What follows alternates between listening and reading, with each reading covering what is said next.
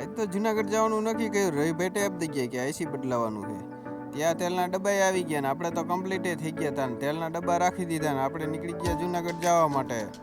આર્યો ગિરનાર પર્વત. આપણે તો ટાઈમસર ફઈને ઘરે પહોંચી ગયા તો આપણે નાસ્તો મળી ગયો. પકોડા લઈ આવ્યા ફુવા. હાલો 50-60 પકોડા દાબી લો. हाँ ये कर लो पहले.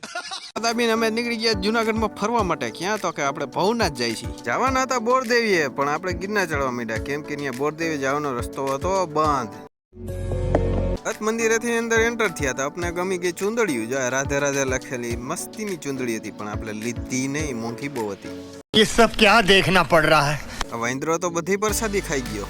પછી તો અમે ઉપડી ગયા દામો કુંડ તરફ. કીધું હાલો પાપ બાપ ધોતા આવી થોડાક પણ પાણી તો જો હાવ કેવું હતું, કઈક શુદ્ધ રાખો તો એ છતાંય મેં મોઢું ધોઈ નાખ્યું. જઈને મેં થોડુંક લઈ લીધું. રપીકત થઈ રાંધી હોત નાખ્યું હતું. લાડવા, ખમણ ને શાક રોટલી મજા જ આવી ગઈ. જમાવટ થઈ ગઈ. 10 કિલો શાક ને 5 કિલો રોટલી ખાઈ ગઈ.